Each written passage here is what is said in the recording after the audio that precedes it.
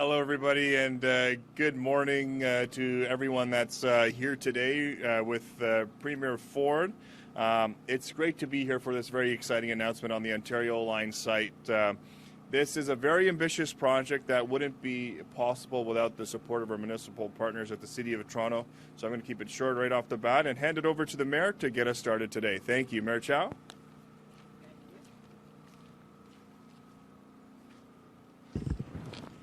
Thank you, Minister. What a beautiful morning. It's great to join Premier Ford, Minister Sarkaria, and Minister Fragiskatos, all three levels of government coming together. We are working for the people of Toronto, and people in Toronto need more transit options to get to work, to school, run errands, see their loved ones. And we're always striving to make TTC more reliable, affordable, safe, convenient.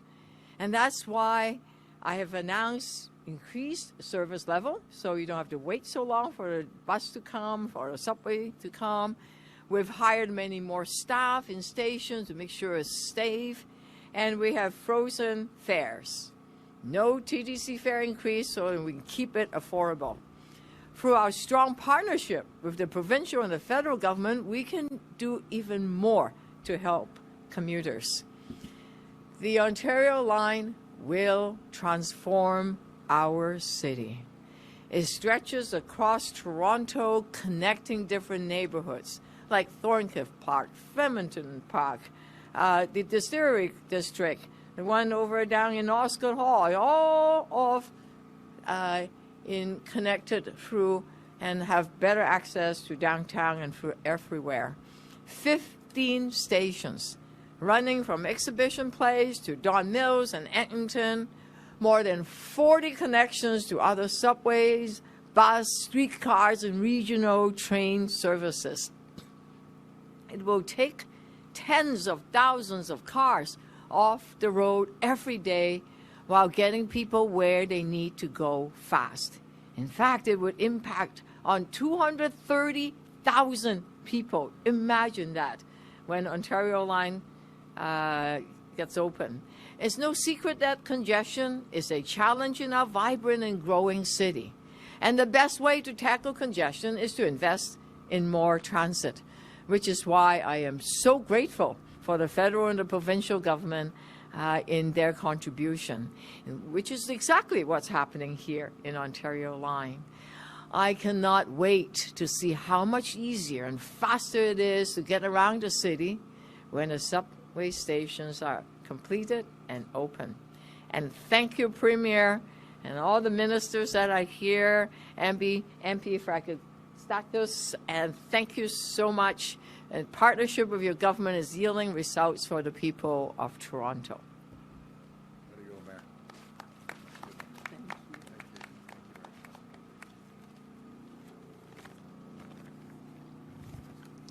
Thank you very much, Mayor Chow. The fact is that we're going to build these transformational projects like the Ontario Line.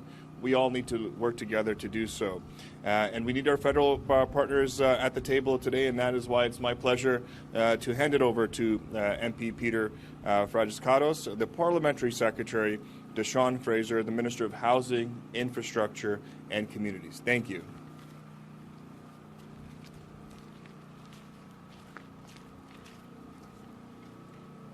Well, good morning, everyone. Wonderful to be here on behalf of Minister Fraser and the Government of Canada writ large for a really transformational project. You just heard Minister Sarkaria use that word. And Minister, thank you very much for your leadership on this. Mayor, thank you very much as well, working together. And Premier, certainly the leadership that you've shown, certainly across Ontario on these kinds of projects, working with our government and various municipal leaders as well, is really something that needs to be held up and an example for many. I would be remiss also, Premier, if I didn't thank you for the work that's happening in London. Provincial and federal partnership down there made it possible by people like Rob Flack, my very good friend. We talked about him earlier, but it's people like Rob that get into elected office for really good reasons and do great things. And we're going to continue working together in London for the benefit of our communities, particularly on the infrastructure and housing side.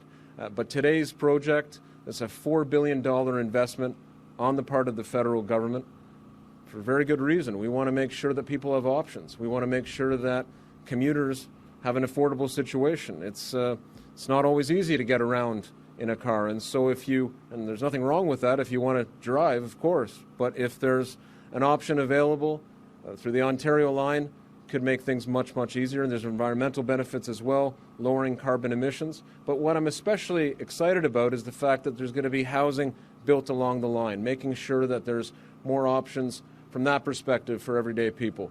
I want to make sure that density, and the federal government and Minister Fraser has emphasized this throughout, there's density as a focus, and Mayor Chow and Premier, both of you have understood very well with your municipal backgrounds, obviously as mayor and former councillor, the critical situation that we're facing from a housing perspective. So if we can bring the two together, on the infrastructure side, the transportation side, and the housing side, we can make sure that people have, as I said before, options. Options is really the key thing here. And so working together as we have through this investment, but others that will continue to contribute to, is something that I'm quite excited about. So truly appreciate the invitation. All the very best with this. Great to see the work happening. And to the workers behind us, you make this happen every day. You get up early, spend time away from your friends and family. That counts for a lot, and we can't thank you enough. Truly appreciate it. All the best. Thanks, Peter. Thanks. Way to go, buddy.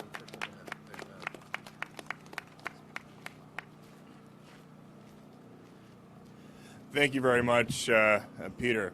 It's great to be here with some of my colleagues as well, MPP David Smith and Christine Hogarth as well, as we celebrate another major milestone in our historic expansion of public transit, alongside some of the organizations and men and women who are critical to building Ontario.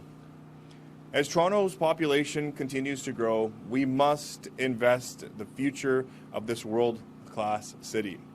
Premier Ford and our government has a plan to build the roads, highways, tunnels, and subways we need to keep Ontarians moving. We know fast, reliable, and affordable public transit is key to our economy and key to the quality of life of our communities. Public transit helps attract world-class companies who bring with them countless well-paying jobs. Millions of Ontarians rely on public transit every day to go to work, visit friends, find life-changing opportunities, and so much more. That is why we are overseeing the largest expansion in North America to build transit that will serve our province for generations to come.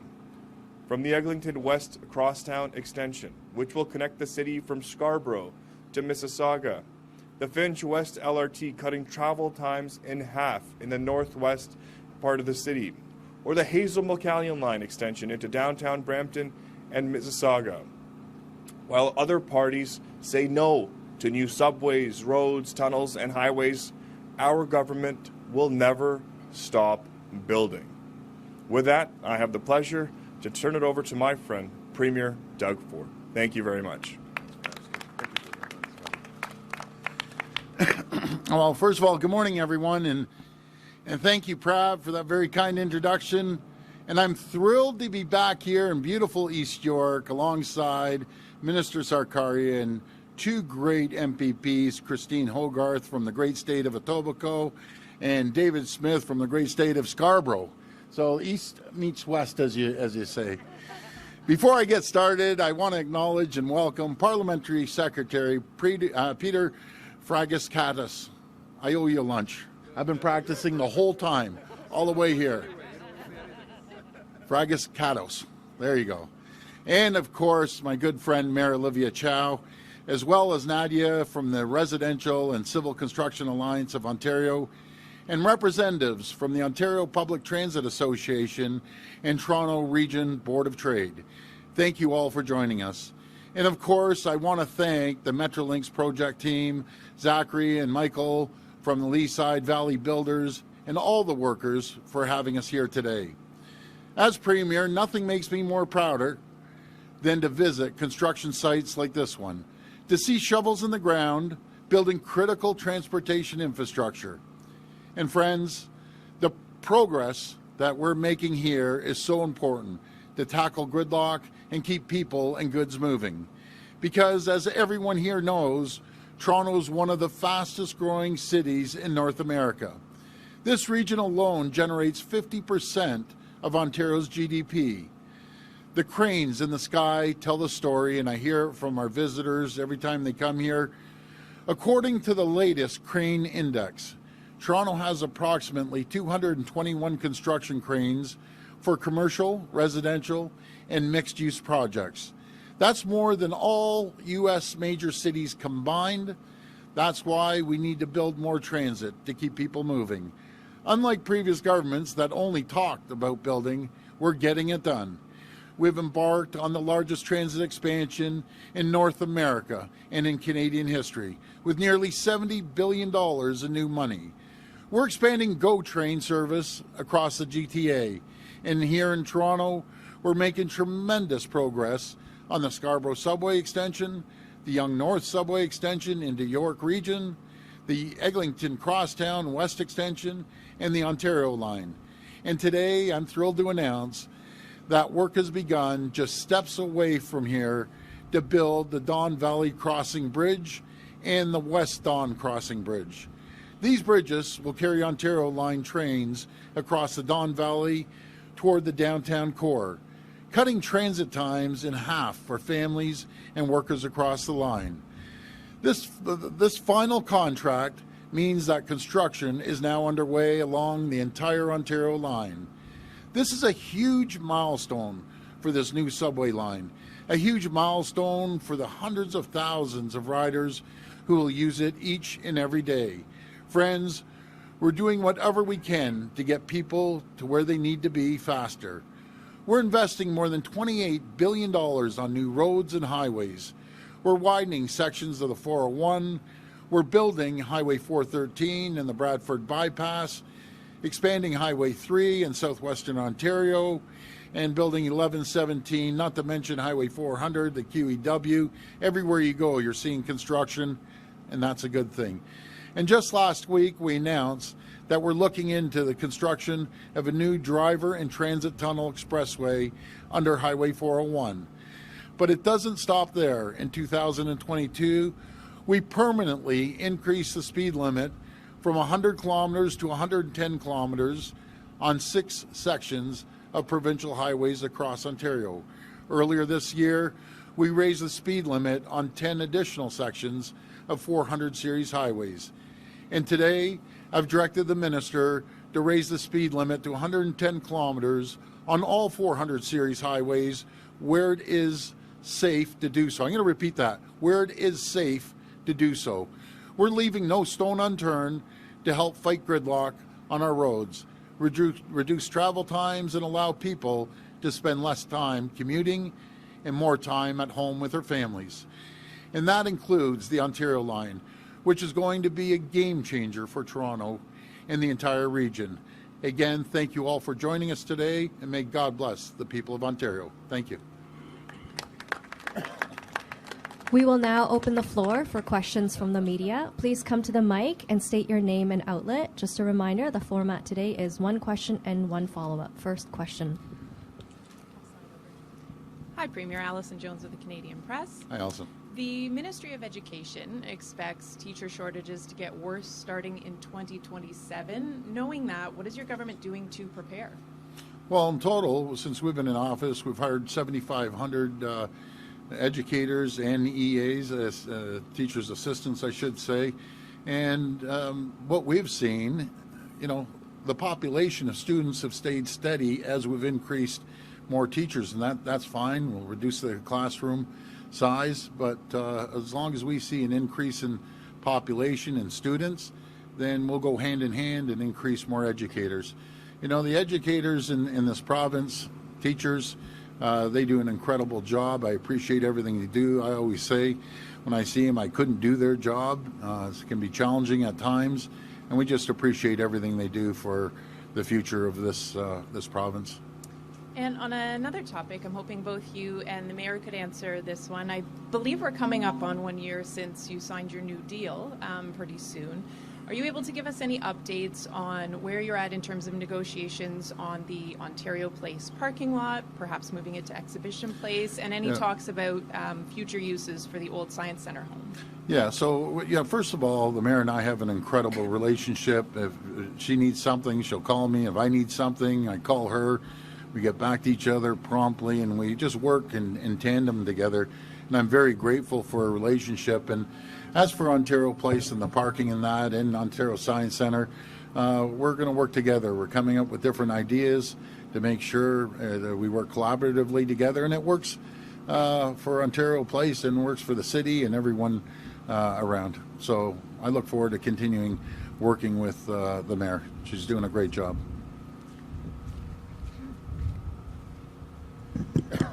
Very grateful for the new deal, and thank you for reminding me that was last year, and we're seeing the impact in the city as the Garner and the DVP uploading begin. We are able to have more funding. So, for example, $500 million is now going to TDC to keep everything running in a state of good repair, and not just the capital side, but also in helping to operate it, especially when the LRTs are open. So in all of our infrastructure, because it's quite old, whether it's potholes or community centers, libraries, things that are old, we're able now to patch it because of the upload of the Garner and TVP. So impact that way. You asked specifically about the parking lot. I'm working very closely with Minister Kinga Sherman, and we just had a sit-down conversation where we had the map out as to where's the entrance, where is it, above ground, below ground, etc. So all of that parking in terms of being in the CNE is being discussed right now. We don't have all the final details yet because it's complex, but the conversation in terms of how we could cooperate together is ongoing. Does that give you enough? Yeah. Okay. Say that again. The Science Centre, it's really up to the province. It's the Science Centre, as you know, is closed. The city, we are talking to the neighborhoods area as to what kind of science-based local program. We have asked the local Councillor John Burnside, to talk to some of the neighbors in the area. But that doesn't really deal with the Ontario Science Centre per se. That you need to ask the minister. Okay, thank you. Hi, it's Chris Rochelle from the Toronto Star. Hi, Chris. Premier, last week you spoke about wanting to clear out the encampments, and I'm just wondering if you and the mayor have spoken about that, and is the province going to step in and help the city? And I don't know, maybe the mayor wants to weigh in on that as well. Yeah, well, it's a big problem. We got to find homes for these folks as well, and that's our goal, all three levels of government. But I'll tell you, communities across the province, they're beside themselves. I got a call yesterday. There's needles in the park, right beside a play set. There are encampments all over the place. It's unacceptable, and we have to all work together to find them shelter and get them out of the public spaces. You can't be doing it. It's a big problem, not just here in Toronto, but across the entire board. So we'll be continuing to work and find more shelter for these people. Yeah. Sorry. Yeah. We have a housing crisis. We also have a growing city. When the city grows in many of its forms, it's hard to find affordable housing for everyone, which is why you see all our shelters are full. We now have 12,000 people in our shelter. Half of them are refugees claimants. So the situation is really difficult, and then you see encampments in big parks, small parks. Especially in small parks, in a very small park, they are right beside playgrounds, and it's just really difficult for families and the kids because then they have no room for the kids to play. So we're working hard. Just on Friday, we finally received a letter from both the federal and provincial government on something called Canada-Ontario Housing Benefits. It is a rent supplement. And before the end of March, we've been able to put 300 people and our families per month out of the shelters into regular homes because we supplement their rent a bit because rent is so high. And that program stopped as of April 1st. But right now, as of October, we can start it again, which means that we would be able to start housing more people, take them from the shelter into homes. That is good news. And I am excited about that, which means that we can then make room for people that are living in tents as the winter arrives in a few months, that we can now get them from the encampments into shelters so that they're indoor and not have to endure the outdoor environment. So it's a longer answer, but it's a way that, because we, if we just move them from one place to another place, they just go to another park. And if you look at Grange Park, for example, had tents, and then we were able to house some of the folks. In Allen Garden, for example, we had 80, 90 people in that area. Now there's just a couple of tents. We're able to do what we can. But building affordable housing, having shelters, and having the housing benefits is the solution so that we're able to then take the people from the shelter into homes. Okay, thank you. Thanks. And Premier, I also wanted to ask you about some stories the Star has written about kids in the care of the Children's Aid Society, and they're being housed in hotels or offices because there aren't beds for kids with complex needs. And I'm just wondering what the province is going to do to address that. Well, I'll tell you what we've done. Over the last 10 years, you've seen increase of up to $1.7 billion in funding. And we're hearing nightmare stories about the abuse of taxpayers' money. I've heard stories of some of these agencies, they're working in Taj Mahals, they're paying rent $100,000 for rent. The managers are giving themselves a bonus. All those managers are giving yourself a bonus, not worrying about the kids. I'm coming for you. We're doing a complete audit. And if we see funds not being spent properly on the kids, guess what? You're looking for another job.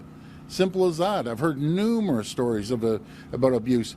So the intake of children in 10 years have gone down 43%. Think of that. It's gone down 43%, and they're running nonstop deficits. Not all, but a lot of them.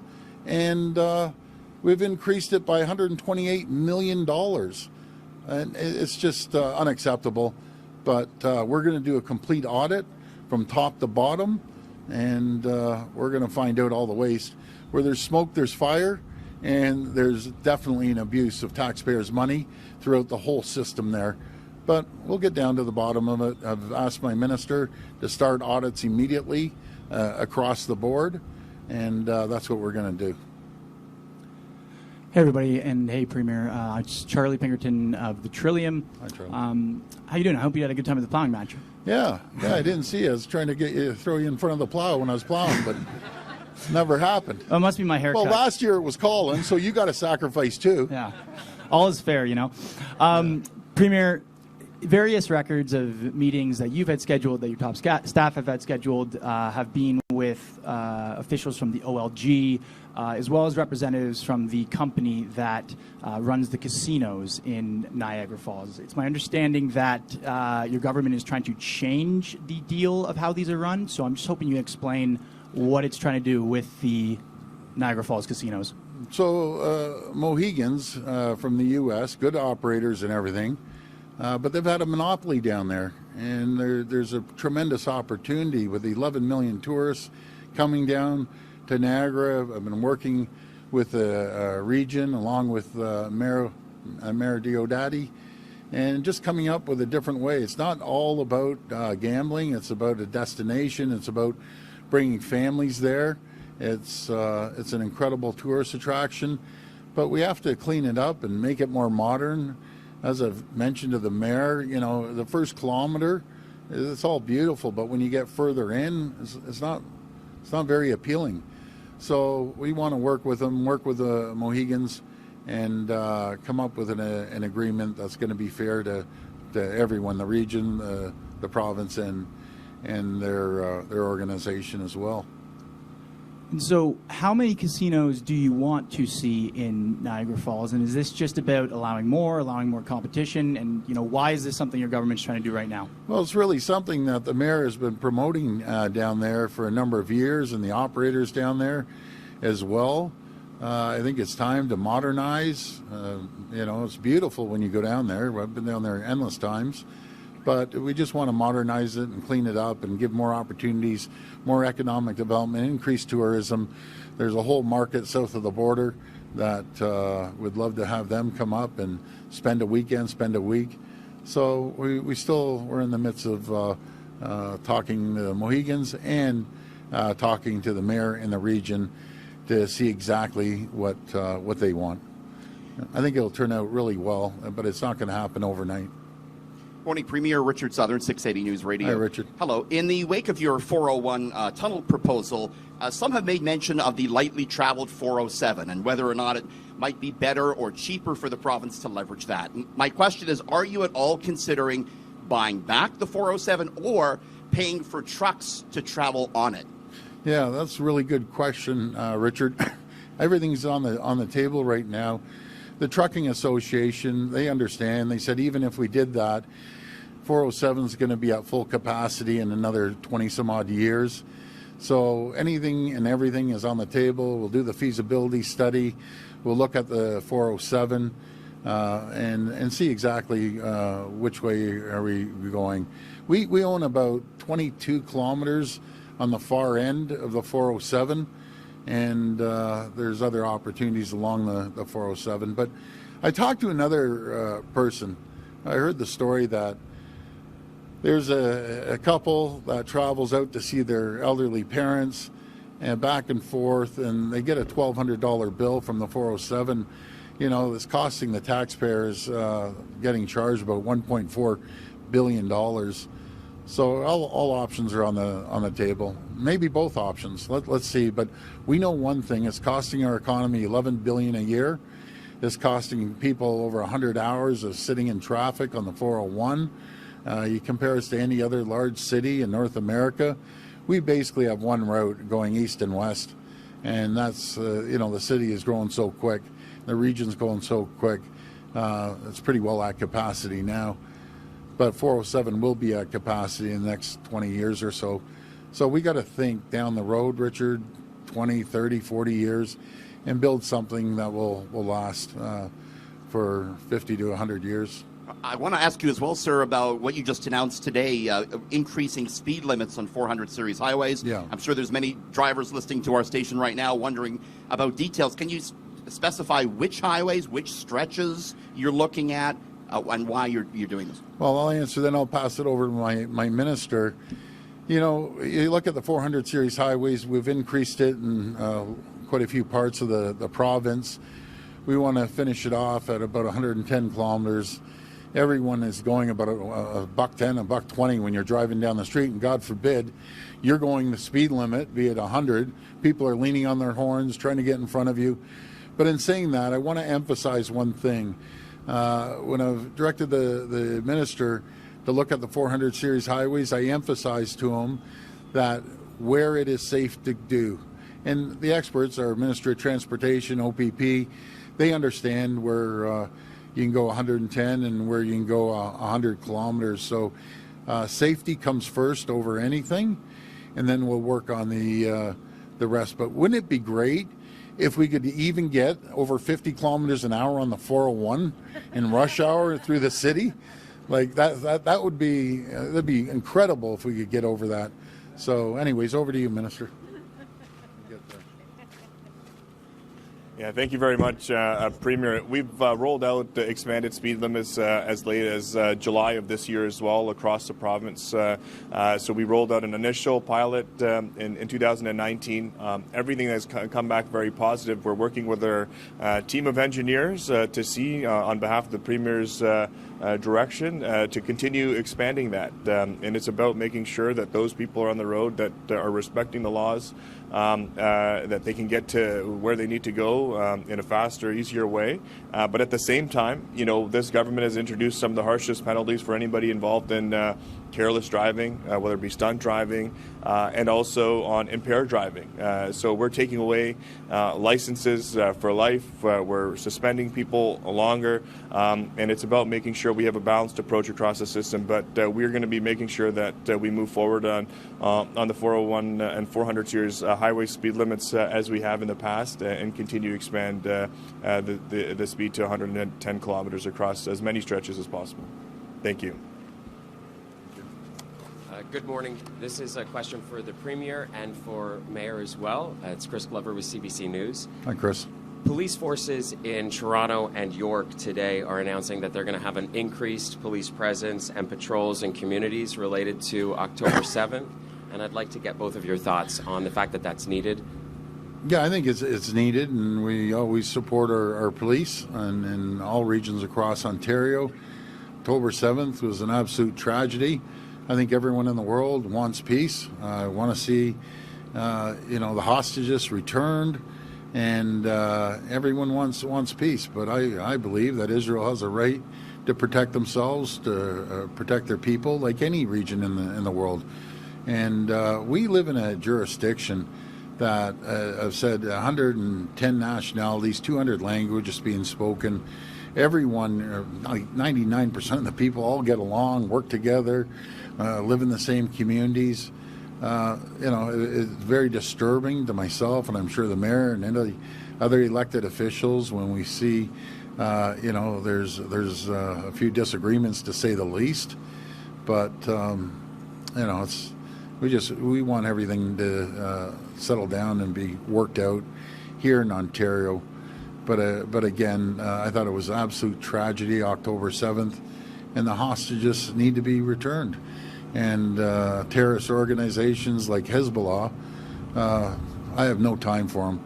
I have all the time in the world for peaceful folks, Palestinian community, as long as they're peaceful, any other community, just peace. But I'm not a fan, to say the least, of a terrorist organization that's killed millions of innocent people, or thousands, I should say, of innocent people. And Mayor Chow, can we get your thoughts too?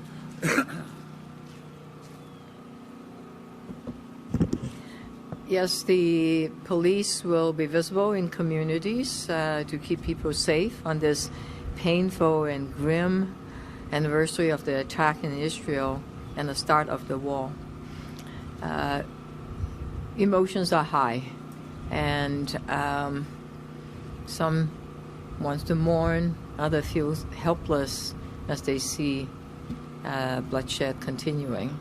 Others said, yes, we need hostage back into their homes. So people would be out gathering to express their emotions. We live in a democratic society, but hate has no place in our society either. So there will be police presence as people gather to mark October 7th. And Premier, I have another question for you. We're now into October, and Metrolinx has repeatedly said that we'll get a 3-month heads up on when the Eglinton LRT and the Finch LRT, as a result, also will open. So therefore now, given the math of this, can we admit finally that this will not be opening this year? We're looking into 2025. And also, what do you say to people who say that your government has not done enough to hold Metrolinx accountable for this embattled line and all of the delays that people are dealing with? Yeah, well, first of all, let me talk about Metrolinx. A lot of people want to look at all the negative things, the bumps in the road. And yes, we inherited the nightmare on Eglinton. It's our responsibility. They're getting trained now, the operators. On the Finch LRT, the actual construction is complete and done. I guess there's a discrepancy with some of the contractors, but they're going to start getting trained on the Finch LRT. But let's just go back 6 years ago. You know, we come in, we get elected, and all of a sudden we sit Phil Verster down, the CEO, and you're no longer running the trains. You're going to embark on the largest transit project in North America. We're going to build 33 lines. We're going to double the size of the transit system here in Toronto, GTHA. And oh, by the way, you're going to expand two-way all-day go and into rural areas from Niagara to Kitchener to everywhere else. And all of a sudden a pandemic hits for 2 years. But it's nothing less than short of a miracle that, first of all the hard-working folks behind me and across the province that have been working on this, from putting down an idea on paper a little over 5 years ago, to getting the design, to going out for a worldwide bid, to buy the tunneling machines, to get the tunneling machines in the ground. On Eglinton West, they ended up 4 weeks ahead of time, got the tunneling machines out and over to Scarborough. It's really spectacular. Don't get me wrong, is there bumps in the road when you're doing a multi-billion-dollar project, a $29 billion project? Oh, by the way, Phil, you got to build density around every single subway station and work with all the builders and get them to build all the subway stations. Like, that's not a small task. And I have all the respect for the people at Metrolinx working hard. Again, is there bumps in the road? Absolutely, there's bumps in the roads. But it's nothing short of a miracle how far we've come on transit. We're doing the largest project in North America. So what I understand, I'm going to pass it to my minister. Sure, are we going to hit the next few months? Hopefully we will. If not, it will be in the new year. But my number one concern is we do not want an Ottawa disaster. We push something along and it keeps breaking down. We want to make sure it's safe for the people that are operating the vehicles, and it's safe for the people that are riding them. And it's all right to push it, a couple months faster, and God forbid something happens. No, let's just make sure all the T's are crossed, I's are dotted, and we get a safe operation. But overall, look at the thousands and thousands of workers that bust their backs every single day, and a lot of times 24/7 around the clock. But I'll pass it over to you, Minister.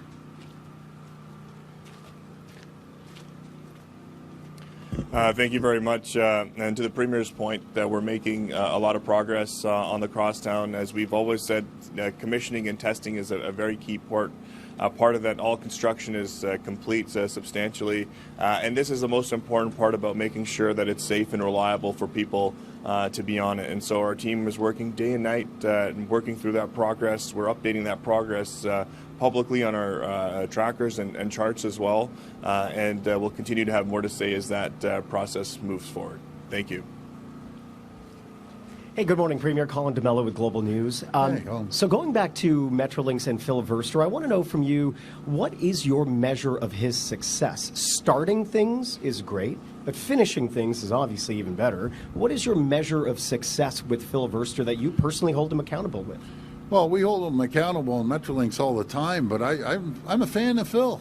I am. The guy, what he has done, and it's not just Phil, it's the senior management team, the frontline workers, collaboration with the federal government, which are great partners, the municipal government, City of Toronto and York Region. And, this is no easy task that we put on his back. And again, I'm first to admit, is there problems? Yeah, there's problems, but we're going to get it done and get it done safely.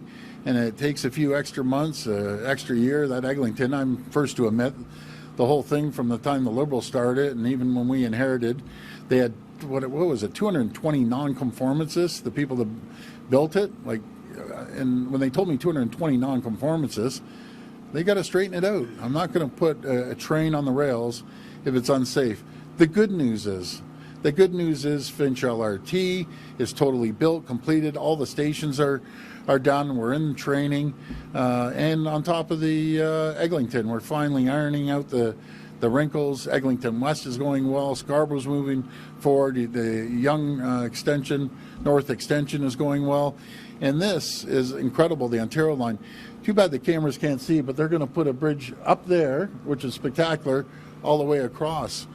The engineering feat of some of these projects are really incredible, and I just want to thank all the engineers.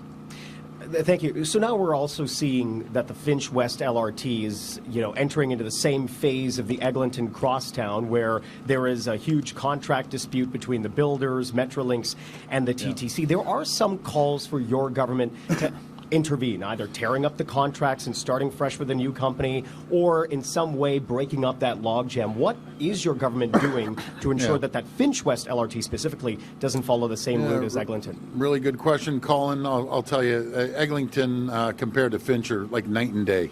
Eglinton's been a real problem, but we're getting that going. And hopefully they're going to sort out their differences, the contractors and Metrolinx. In this size of a project, they need to sit down and make sure they get this resolved as quickly as possible. Need be, and I don't like doing it, at the last resort, we will get involved.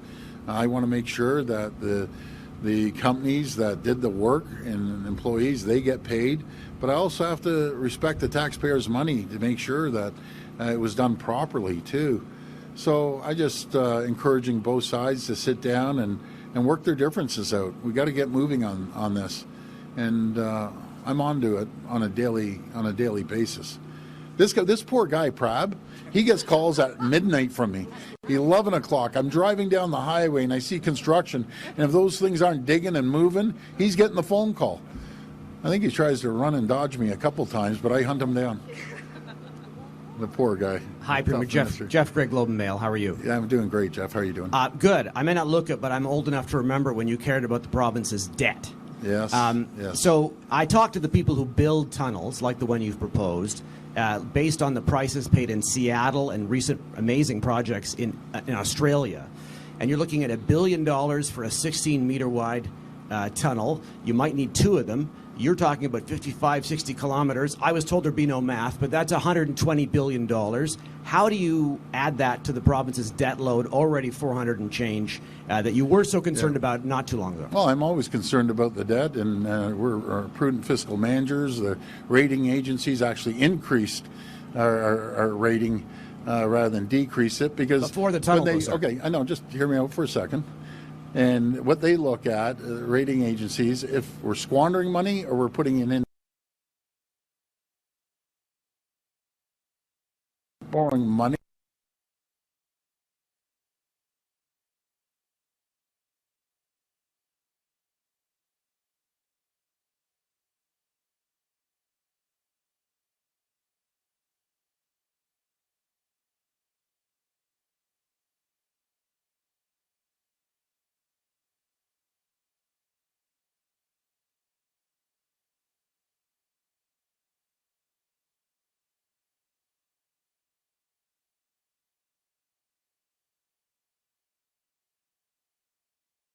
Question. It's a feasibility study. They'll come back and say, okay, if you do 20 kilometers, it's X. If you do 30, it's X, and 40, 50, 60. I don't know if we're going 50 or 60, but let's take a look at the feasibility study. We sit down, we get experts around the table.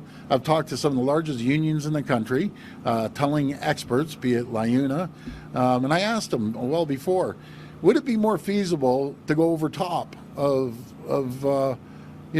over top of the highway? And then I talked to one of the largest construction companies that have done a lot of work for us as well. They both came back separately with the same answer. You'd have to shut down the 401 totally if you did, you built on top of it. The maintenance would be a nightmare. Eventually it'd end up looking like the Gardner, that concrete would be falling down. You'd be plowing, you couldn't work when it's snowing or raining out. And they told me it's probably equal or less expensive to tunnel underground, that you're working around the clock, 365, without any weather issues, and not to mention maintaining it 365 days a year. So it all weighs out, and we're going to continue sitting down and getting informed on what the best decision is. And everything's on the table, but no matter if it's the 407 or making sure that we look at a cost of doing this tunnel. And then on top of it, we need to run transit. My question is, I have the chart, I'll pull it up on my phone. Why are we the most expensive in the world to build a damn tunnel? Why can Spain do it 1/5 the cost, and all the countries that are listed, it's a fraction of the cost? Why is it so expensive? So we have to sit down and drill down. They have to explain, why is everything up here 3-4 times the cost when other people around the world are building it? Now, if we can save tens of billions of dollars, we'll use workers here, but other people might have to build it, because the cost is crazy that some of these tunnels are costing us. So just to clarify then, you are walking back what you said that day, which is that you'll build it no matter what the feasibility study says. You might be at that it's not feasible. Is that Jeff, possible? I'm not walking back anything. We're getting it done.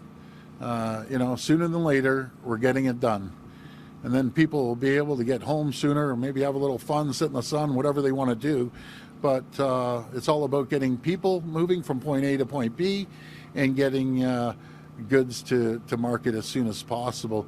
If we just sit back and do absolutely nothing and just say that's it, let people sit there in traffic all day long, who cares? It's costing us $11 billion. That's the worst decision.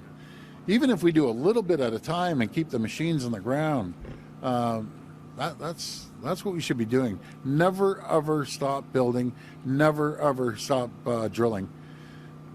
Hi, Premier. Good morning. Barbara with QP Briefing. Hi, Barbara. I wanted to ask you about homeless encampments, and Mayor Chow, if you want to share your thoughts on this as well.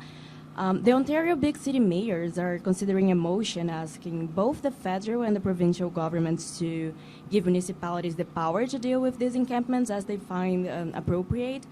Pretty much they're saying they need more help to dismantle these encampments and shift the people living there to supportive housing. What do you think of this request, and will the province be on board with this plan? I think it's a great request. I've had an opportunity to speak to a lot of the large city mayors. There's 21 of them, and I haven't talked to all of them, but I'll tell you, they're all fed up, and all the power to them. However we can help them, that'd be great. But let's look for root cause, right? We need to shelter these people. Once they get in a shelter and they're healthy, then we can get them gainful employment, and they get on their feet and they start moving forward like everyone else. Do you know what's tougher than even what they're facing? Imagine coming to a country you don't know the language, you've landed here, and you're having a real tough time. That's a challenge, but guess what? There's millions of people in this province that have done exactly that, have come with nothing but the clothes on their back. They work their backs off, save enough money to get a rental property, live there, and eventually save money and buy a home. There's millions of stories like that. Yeah, sure. Yeah, go ahead.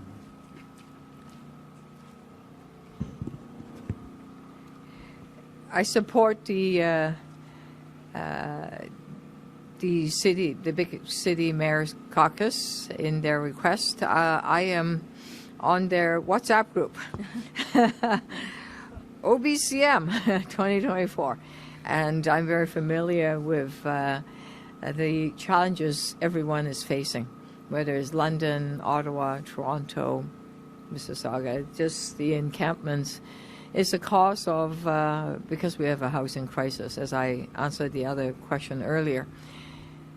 To stay in a shelter is about $7,000 a month in terms of the cost, whereas the housing benefits supporting folks that are homeless to find a place, or they might be in a shelter of their own, that they could have permanent residence, is only about $1,000 a month. Mm-hmm. So it's actually financially and more effective, and also much better for people to be in a home, not in a shelter.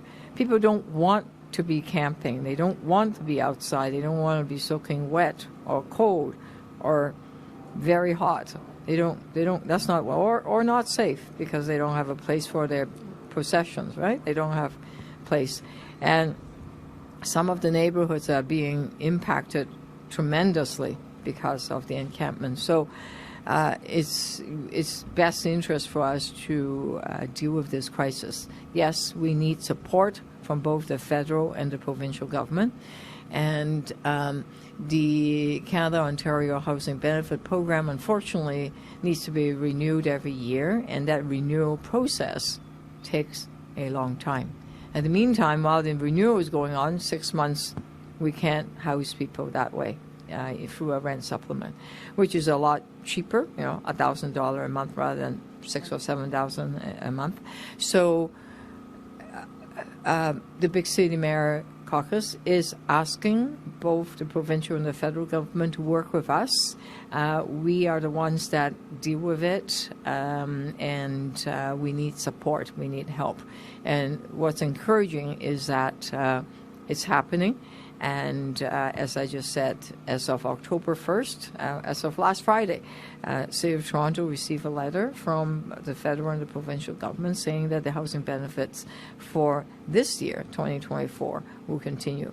But hopefully we won't face the same problem in end of March of 2025. Let's make it a program that works for everyone in an ongoing way so we don't end up wasting a lot of time while people are camping outside. Okay. Thank you. Back to the Premier. There is also, in their motion, the mayors are also asking for updates to the Mental Health Act, pretty much to enforce mandatory treatment for those people with severe addiction and mental health issues. Is this something your government would consider? We're looking at it. I know my minister, Michael Tabolo, is a big fan of it, but we have to look into it pretty deep. So I'm always open to any idea. This will be the last reporter. Good morning, Premier Mike Walker, CTV Hey, Mike. News. How you doing?